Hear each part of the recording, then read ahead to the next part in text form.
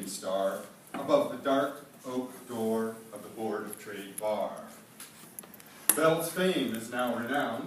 In a town of misery, one needs sentimental history.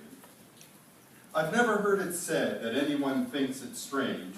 They often neglect to tell of the madam's final bed, a $2,000 engraved coffin. Lined with silver, beneath a smoking torch, 10 pounds of bone. Her house is in the ground. Some men know when the whistles blow, her earless sockets listen, as her hip bones move to the pocket sound of a lover's jingle. So, that is Ed Lahey. The Ballad of the Board of Trade Bar is the name of the poem, and it can be found in this beautiful edition from Clark City Press, Birds of a Feather, which is the complete poems of Ed Lahey, or at least complete as published. And as we mentioned, that is Ed.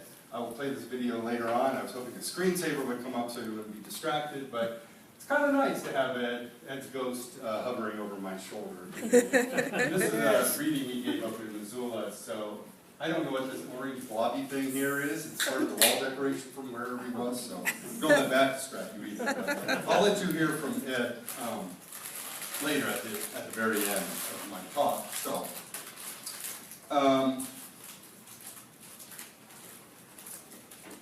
So a few years ago, I was asked by an editor of Lisa Simon, as it turned out, editor of this volume called These Living Songs, Reading Montana Poetry. I was asked to write an essay about a Montana poet. Any poet from our state, from any time, from any era. And I chose Ed Lahey. I had only moved to Butte about 3 years or so before that, but I had heard about Ed, and I wanted to know more about him. I had the thought that maybe after I was assigned the essay and started working on it, I had the thought maybe I'd drive up to Missoula and meet Ed and find the man behind the words. But then one day I was driving home from Helena. I worked there, and I was driving home from Helena. Got a call from my editor of the anthology, and she told me that Ed had passed away. So I had to pull over to the side of the interstate for a little bit, and so I never knew Ed the man. I only know Ed the poet. And so my talk today will focus on how he used his art to talk about Butte and a little bit of Montana as well, but mostly the mining city. I'm going to basically read the essay that was published in here, so if it seems a little talky and stilted, that's kind of why. But and the other thing you should know is there are times when I kind of slip back and forth between Ed's words from his poems and my own words, and I just didn't want to sit here and say quote, unquote each time, because that would break the flow. So I'm going to leave it up to you to figure out which were Ed's words and which were mine. Anyways, so here we go, talking about Ed Lahey. I'm going to use a postcard just to come back to the one later.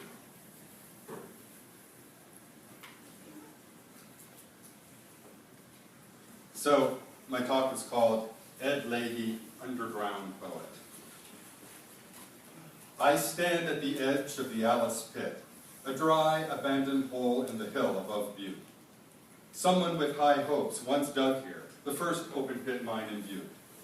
Someone with mineral lust once scooped away the soil, ears ringing with the bells of 1,000 cash registers. The Alice only lasted about 5 years before shutting down, the failed dreams blowing away in the wind, which knifes its way from Walkerville down to Butte. Now it's been reclaimed, a bowl of green, terraced like the seats in a football stadium. I linger at the lip of the hole on a late April day. The wind at my back wants to push me into the pit, tumble me down the green scar of earth. I've come here as a sort of personal eulogy to Butte's unofficial poet laureate, who, I just learned, has died in an assisted living home up in Missoula. Staring at a hole in the ground seems a fitting tribute to Ed Lahey. His, after all, was the voice of the miner.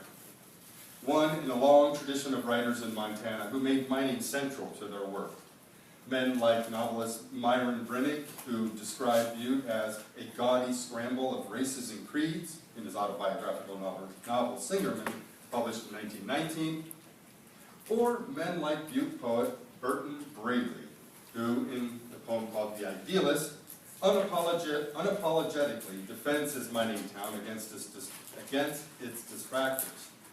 He wrote, "Ugly and bleak? Well, maybe, but my eyes have learned to find the beauty of truth, not substance, the beauty that lies behind." Well, Ed Lahey also scratched beneath the copper-rich surface of Butte, but what he found was less beautiful than Braley's greeting card vision. Ed Lahey's poem, The Beauty and the Beast, from his collection Birds of a Feather, published in 2005, growls in my ear as I stare at the Alice pit.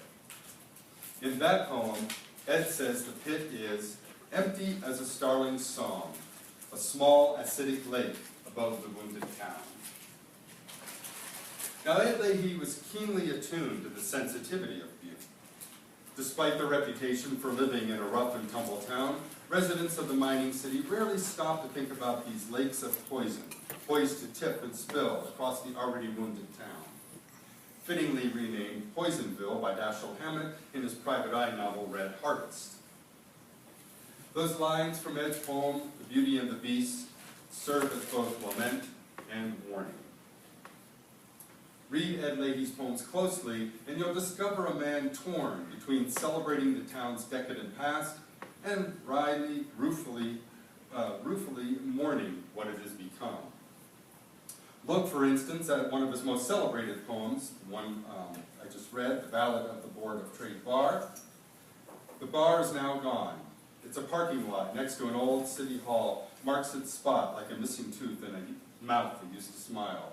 But for the space of Lahey's poem, it comes alive again with the kind of verbal energy typical of his other work. The Ballad of the Board of Trade Bar centers around a prostitute named Coal Oil Belle, who was a red lamp legend in a brown town.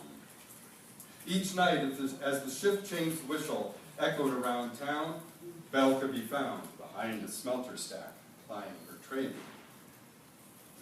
Belle is literally a colorful figure in Lahey's brown town. The color red is mentioned twice, and then there's the silver-lined coffin in which she's buried.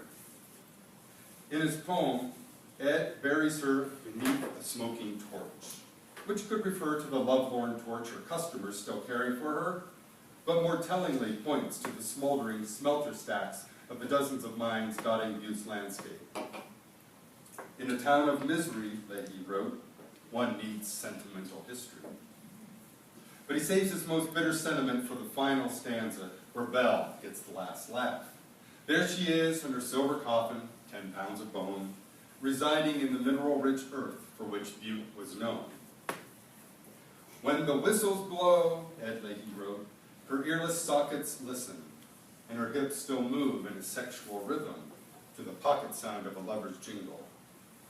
It's a marvelous marriage of earthy sexuality and criticism of the materialism, silver coins jingling in a pocket, which was rampant in Butte. Ed Lahey had an unmistakable love-hate relationship with his hometown. It is, as he writes in Deep Bells, a city of tired miners. It is also a city of mystic mountains, blue sky that furls around the town, still as hesitant air.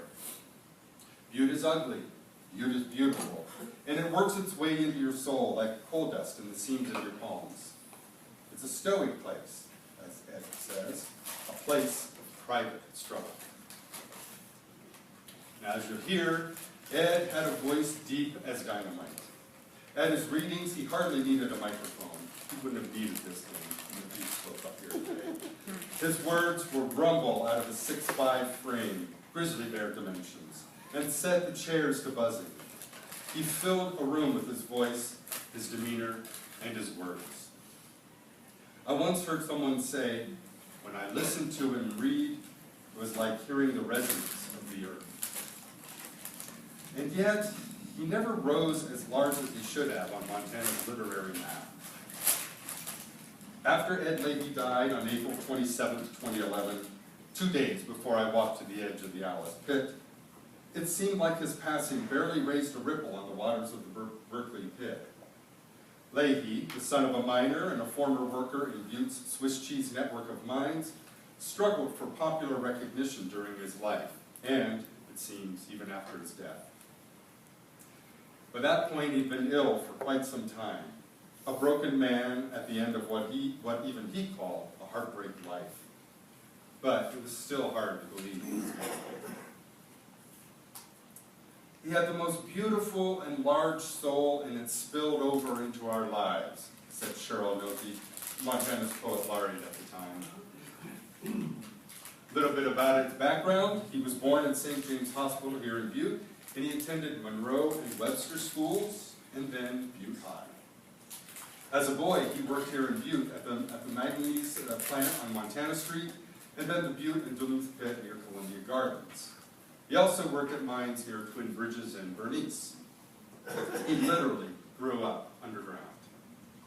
And eventually, he grew too large for the work. Ed Lahey once told a reporter, "It's possible that Dad, when he saw I was getting so tall, thought it would be better to send me to college than to heighten the drifts and tunnels, so I wouldn't keep hitting my head." But basically, I was getting tired of mining. I went to Tech for 2 years, and I had some teachers there who found I'd rather tell stories than study Geology 101. And so Ed transferred to the University of Montana to work on those stories, which eventually came to life in his poetry. By the way, Ed's little bit of trivia here. Ed's father, also named Ed Sr., was known as the Flying Miner. And out of that experience, there was one significant event that was to have a lasting impression on his son. So Ed Sr. was a pilot. And in April 1929, he was involved in a mid-air collision over the Butte airport. He survived to crawl out of the wreckage of that biplane. One other passenger survived that crash, and his name was Bert Mooney. There you go. So he was flying the bird. Also, speaking of planes, Ed Lahey's son, the poet, Ed Lahey's mother was also an aviatrix and was reportedly the first female in Butte to get a pilot's license. At least that's what the Montana Standard said in the article. So if you believe everything in the Montana Standard, I'm just throwing it out. So back to mining and the arts. Ed Lahey wrote raw nerve poems of blue-collar life. But his work went largely unchampioned by that very laboring class. He often stands in the shadow of his contemporary and mentor, the poet Richard Hugo. But the two poets do share similar themes in the concentration of their work. The dim, drink-stained bar, the bruised knuckles from a fist fight, and the comfort of a prostitute's bed. Lahey's poem, In My Three-Act Dream, describes how comfort is sought in drink, good corn burgers smoking my liver, and women, my green-eyed girl with the apple breasts. In Lahey's Butte, prostitutes like Coal Oil Belle earn their wages behind smelter stacks, offering themselves under the neon blaze of Butte's uptown district, debasing themselves for underground men. But when the end comes, they're buried in $2,000 coffins lined with silver. In its glory days, above-ground Butte was a bustling hive of commerce and culture, with a peak population of about 100,000 in the early 1900s, making it one of the largest cities between Minneapolis and Seattle. I don't have to tell all you guys this is for the benefit of the people reading the anthology. But you know that bars and brothels thrived, restaurants never closed, and Charlie Chaplin and Sarah Bernhardt lit up the theater stages. But below the surface, it was a dark, dank world where timbers groaned, the ground shuddered, compressors moaned, drills chattered, and a miner's cough was full of, as Ed puts it, silicotic glitter, as he writes in his poem, A Letter to the Editor. The bipolar city was rough, and the poet tumbled with the best of them. The town has grown into my nervous system, Lahey told a reporter in 2005. Sometimes I feel like a hostage in a war, but I'm glad, too. The wind at the Alice pit blows against my back, and I head down off the hill to my house on the flats, where I open the paper and I read Ed Lahey's obituary in that day's edition. Dateline, Missoula. Edward Thomas Lahey was born in Butte on July 8, 1936, to Edward and Frances Lahey, and grew up in a successful and colorful mining family, the youngest of two. He died on Wednesday, April 27, 2011, in Missoula. After achieving a Master's of Arts in English from the University of Montana, Ed went on to teach American literature and was a member of Richard Hugo's poetry workshop. He left teaching in the late 1960s and devoted the remainder of his life to his work. His first book of poetry, The Blind Horses, which you'll see some copies of over there, won the first Montana Arts Council First Book Award in 1979. Clark City Press published a complete collection of Ed's poetry, Birds of a Feather, in 2005. And in 2008, he received the Montana Arts Council Governor's Arts Award for his lifetime work. Later in 2008, his semi-fictional memoir, The Thin Air Gang, was published. You can also see a copy of that over there, which the archives has graciously pulled out of its collection. So that day, I read, as he grew up in a house on Aluminum Street, not far from the Travona mine, how he went to work as a teenager and got paid $10 a day to crawl into gondola cars with a 5-pound sledge and clear out the dusty residue. How he would later sit in the Silver Dollar Saloon and read his poems to the half-stoned, and no doubt sometimes all-stoned, patrons. Poems which sang like theme songs from a jukebox, songs about labor and corporate greed and the cynicism of easy early death. Mines are merciless, and so were the mining companies. Ed Lahey burned with anger at the way Butte workers were treated, and that boiled over into his stanzas. In one of my very favorite poems of his, called A Different Christ, he writes, "Topside, a bull gear caught Haggerty's hand, slick iron on a wet day. I heard him speak to it. Whoa, he said. It cut his hand off anyway." So the mine doesn't care. It has callous disregard for its workers. They are meat in its machine. Lahey knew this. He lived it, and he wrote sympathetically of those who were caught in the cause, both literal and metaphoric. As his poem, In My 3-Act Dream, tells us, payday's just a shack at the edge of the great pit's lip. Lahey saw his hometown Butte from the inside out. His work is as landscape-centric as fellow poet Richard Hugo's, but with a rougher, more bitter edge. In Sacagawea, the skies over Butte are full of clouds of, quote, white so pure, cotton would not compare. But Lahey's personal sky is empty as a dead wolf's lair. There's no optimism to be found here where the only light comes from a burning cigarette. Ed writes, "Isn't change so certain? Hope is just a side of despair." The mining city is a place of doused dreams, of faltered visions. And then that poem goes on to say, "Who but fools say faith out loud in days like these in Butte?" In Rackamuck, Lahey, the son of a miner and himself a teenage underground worker, writes of looking straight into the face of rock and running the drill with nothing but stamina to urge me on, past his aching shoulders in the tunnels 400 feet below the uptown sidewalks. But what did it gain him or the rest of the world? In the end, Ed writes, "None of it made a damn bit of difference except to teach me we have nothing or damned little to say." Well, I would counter that Ed did have a lot to say. I know from personal experience that writing can be a hard, lonely job. And Ed Lahey suffered for his art with the best of them. He led a hard life, suffering both physically and emotionally. But somehow he kept plowing through. In a letter to his friend and attorney, James Dorr Johnson, Lahey summed up his feelings at the time, which is sometime in the 90s, by writing, "It's difficult to maintain the habit of poetry since it is contingent upon loneliness in a cultivated capacity to identify with the life one encounters, including, and most especially perhaps, the absurd and humiliated, the forlorn, the lost. You can see even in his casual letters, Ed was quite the poet. Ed Lahey may have been lost, but somehow the words found their way onto the page. Butte and its mines were never more alive than they are in what is perhaps Lahey's most famous poem, The Blind Horses, in which an old man dying in a hospital bed tells the poet he's still haunted by the memory of mules who worked their mines in the late 19th century.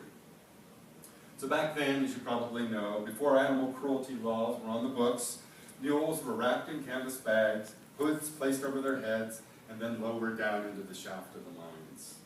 They wouldn't resurface for about another 5 years or so. Barring injury, illness, or a suspension of mine operations, the mules stayed underground, kept in stone barns, and working 8-hour shifts pulling rail cars loaded with 6 tons of ore.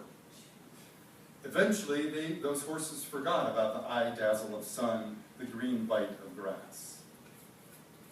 In The Blind Horses, we read of the four-legged laborers put to work in mines like the Lexington, tunnel blind from lack of light, and rubbing the timbered tunnels clean as they haul copper the color of peacocks.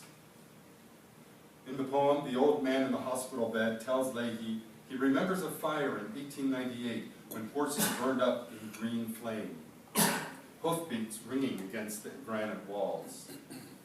The poem ends with this unforgettable line, "I hear them breathing, Ed." A few weeks after Lahey's death, his friend and fellow poet Mark Gibbons sent me a message on Facebook which said in part, "Ed Lahey's poems breathe and moan and sweat and sing.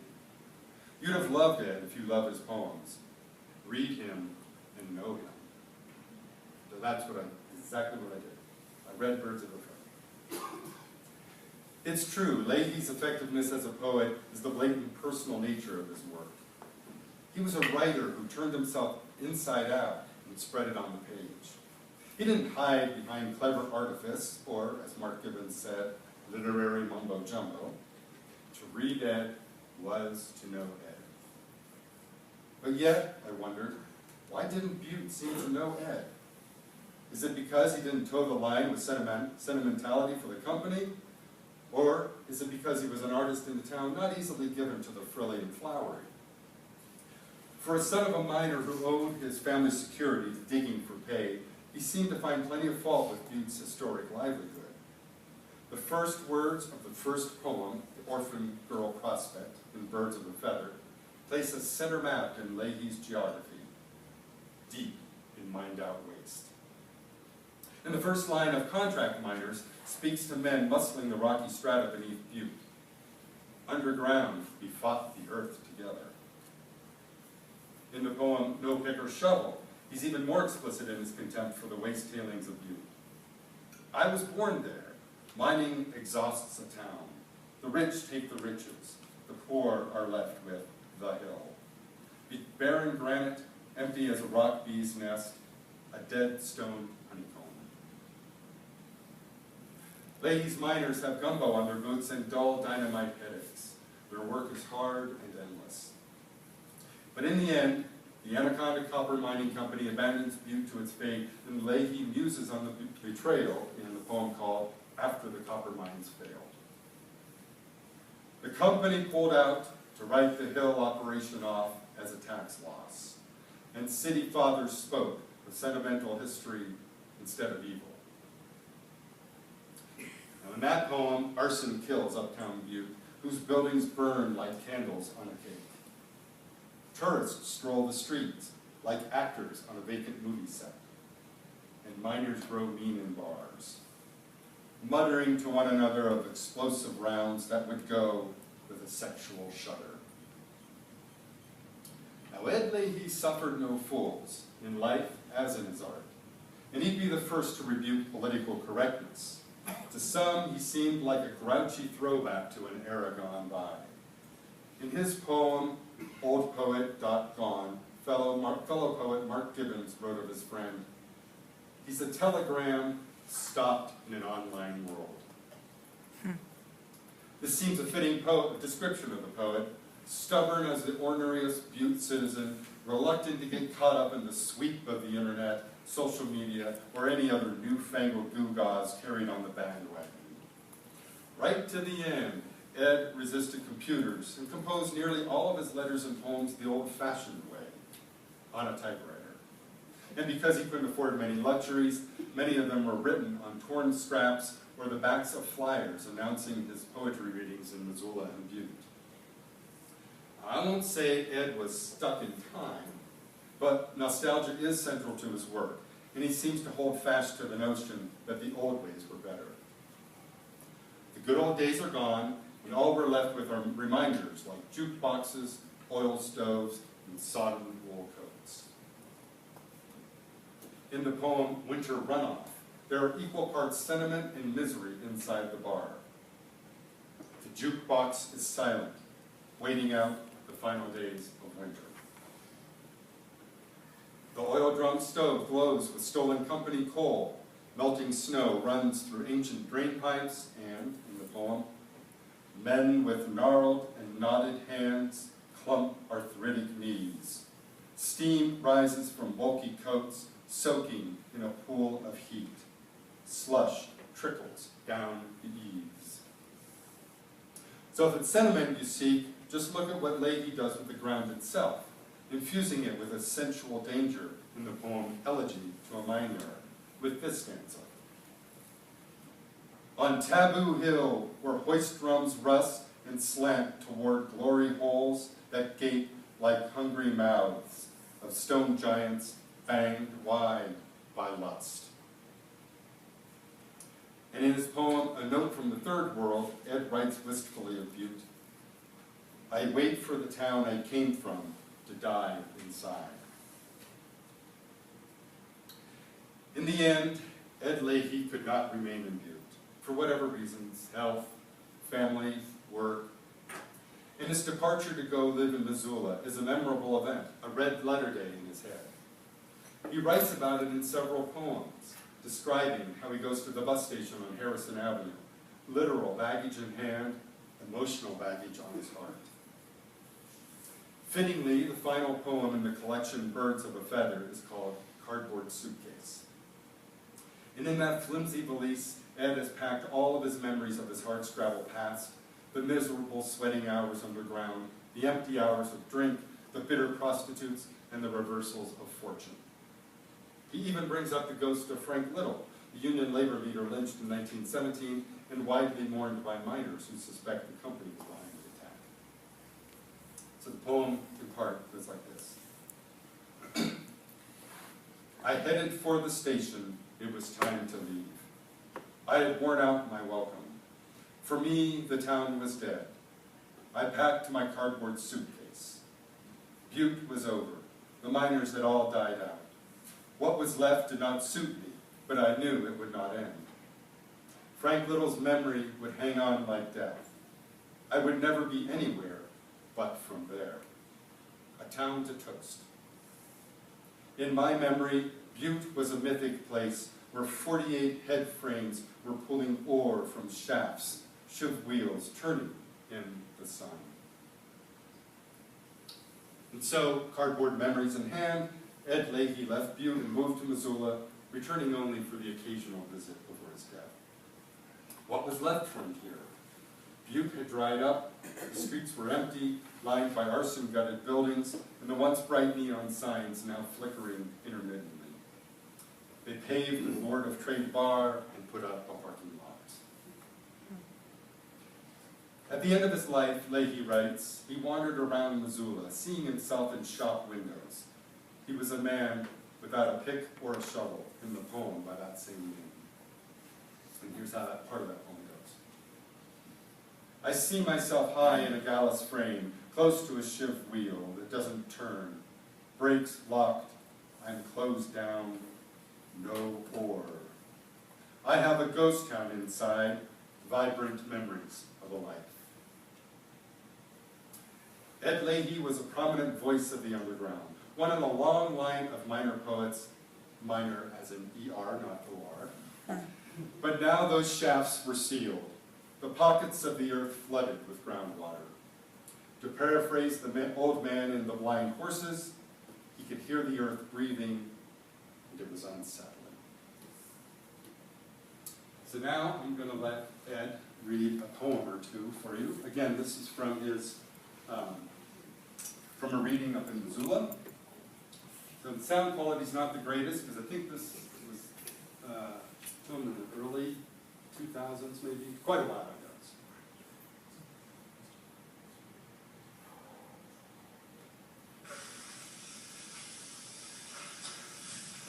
Well, I'm most known, I guess, for blind horses.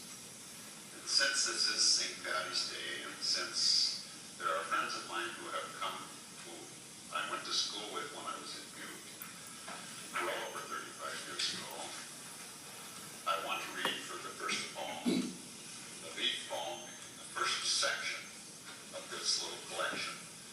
I'm very pleased about this book. I'm indebted to the people who helped put it together. Janet Homer did a wonderful job as an editor. I'm pleased with the cover design, showing two blind horses leaping out of a typewriter. I think it's just great. The blind horses. The old man in the hospital bed with his horny yellow foot stuck through the stainless rails claimed that July night, the one he picked to die on, he smelled sulfur on his gown.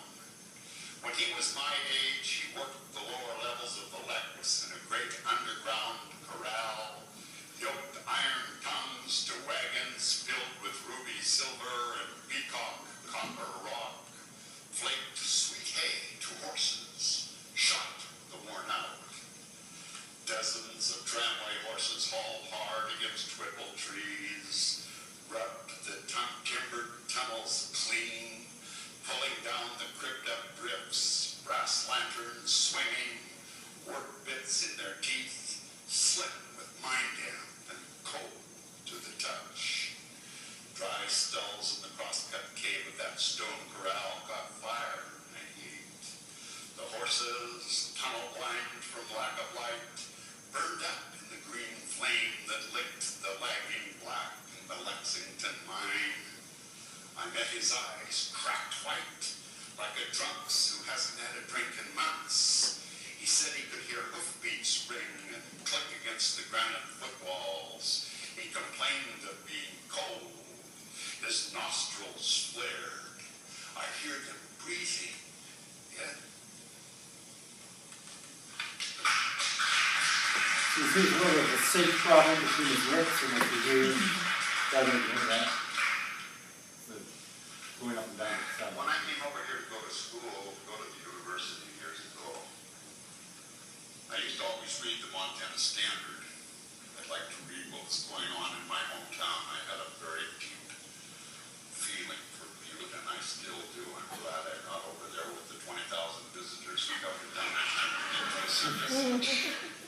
But I think that the town is much maligned. It has much more merit than people realize.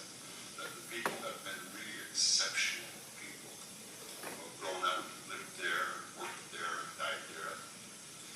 Anyway,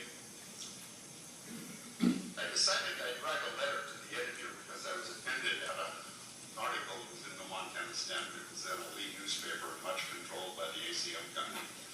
And they were calling for volunteers to help clean the streets, which beat me off a little bit. Instead of "I like it," someone said the Chamber of Commerce slogan should have read, "Butte is my town, let's face it." Surface wit will not dampen the ghostly rattle. The cough of miner's con is heard packing silicate glitter. How could I, whose grandfather kissed with flaky lips, evidence of ruined lungs, live with all that wit? Should I ignore the brittle whore whose rotten flower thighs smothered old Sean, while flat-hat commerce men chat about litter bugs? Filth in the street, debris, garbage cans, volunteers.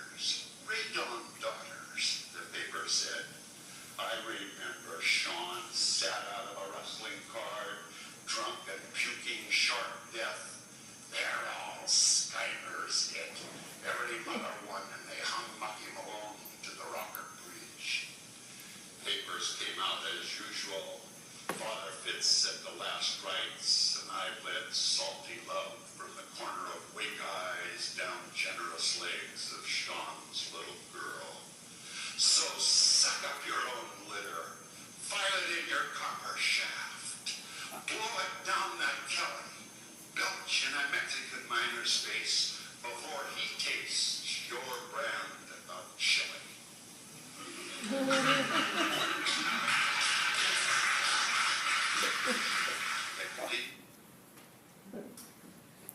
So as you can see, Ed is a character, and he reads his poems so much better than me.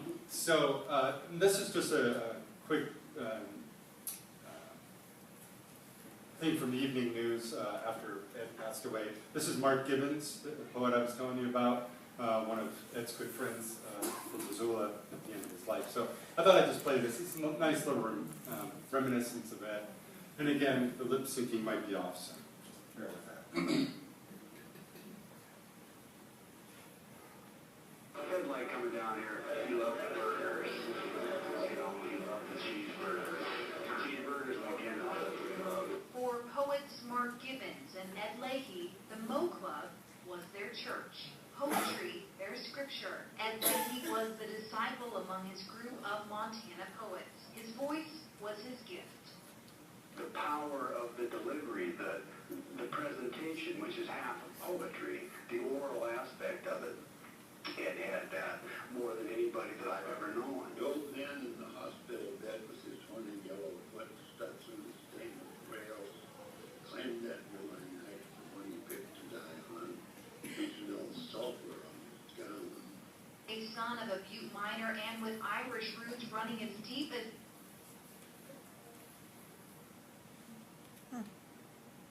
anyone else. His poems explored how human beings survive in that environment and how they fail and thrive and communicate and die. No American poet worked this territory better than Ed. Yet many of his peers think he never really got the recognition he deserved. Just because of the problems in his personal life and whatnot, he never really blossomed in the way that maybe other people do, luckier people. As friends belly up for a pint and a cheeseburger, Ed Lahey's presence is not forgotten in Montana and beyond. He wasn't a lucky guy necessarily, but he was a hell of a poet. In Missoula, Robin O'Day. Don't leave it there. Ed's face.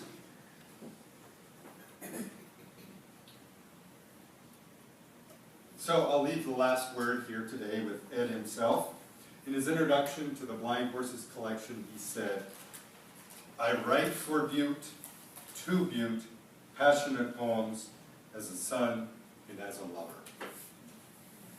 So those are my feelings on Ed Lahey and his poetry. So if any of you have questions, or better yet, if any of you knew Ed and have some stories to tell, good or bad, I'd love to hear them now.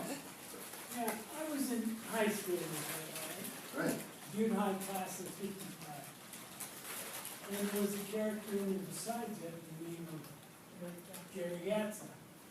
And they were very good friends. And Gatza, and he was getting Missoula. And anyhow, then he had another friend by the name of Alan Henry. And Alan, they turned out to be a Baptist minister, by the way, in Boston. And he called me up, maybe 3 or 4 months before I died.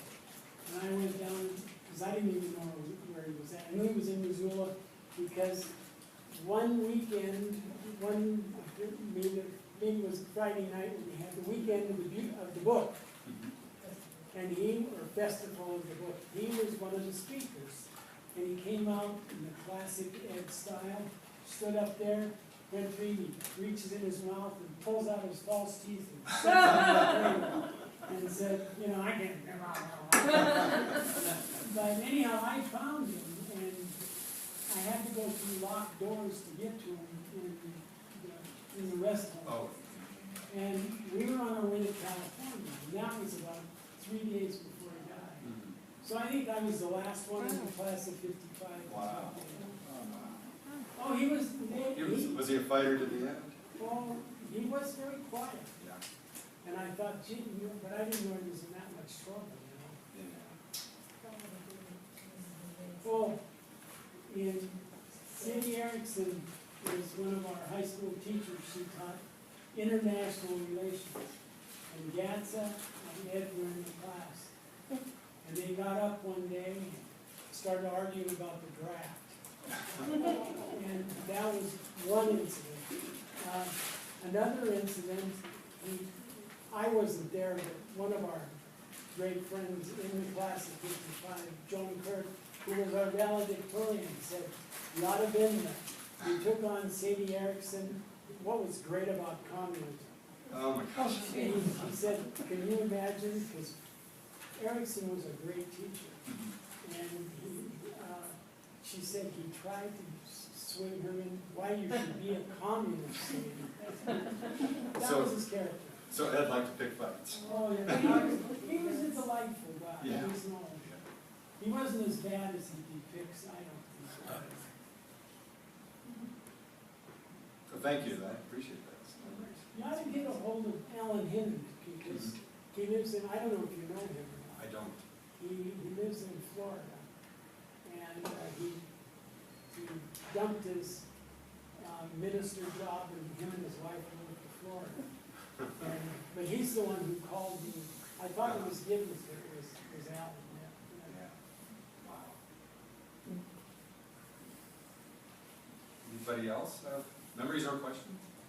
His name is so familiar, but I don't know about his poetry. What else did he do in Butte? Was he in radio or something? No, not that I know of. I can't remember either. He, at one point, I was just going through his letters with Mr. Johnson yesterday, and he mentioned at one point he worked at an auto repair or auto body shop in Missoula, I think, for a little while, just as a way to make money. But he just kind of got by with different odd jobs here and there, I think. I'm not really sure what he did. He did teach at the university. Yeah, he did teach at the university. Because there was an incident where he had passed out this famous book, The Student as a Nigger, Oh. and he used it in the class. And somebody tied the book onto a rock and threw it through his front window. Oh my goodness. That was in the paper somewhere. Huh. But I'm not sure, he worked the mines, when he was younger, up till about college age or so, and then hung around here in Butte. I'm not really sure what he did. When did he leave? When did he leave for Missoula? When was he at the bus station, right? I don't know the exact. 80s, 90s? I think in the 80s. It felt like the Could have 80s. been 70s or 80s, because he was writing letters. Yeah. He was writing letters to Mr. Johnson from Missoula, and Mr. Johnson also let him live in his house for a period of time too, in the 90s, 94, 95, something like that, I think. Because there's a series of letters where Ed wrote to Jim Johnson from Jim's house. I think it was in Lexington or something, I'm not sure what street he lived on, but he wrote to him. But that was just for a period of time, and Ed ended up going back to Missoula. No family? Well, he had a mother and father, and he had an older sibling. Was it sister or brother? Sister. Sister, yes. He has 2 daughters. Oh. And that's true. Ed was married at least once that ended in divorce. And, so. But I have not had a chance to read. Has anybody read The Thin Air Gang? You should read it. It's Yeah, I haven't had a really, chance to read it. Ed, I just got it as Ableton Books. it's really about the bootlegging life that really was in their family, and so Right. it's and his characters are phenomenal, just phenomenal. I'm looking forward to reading it.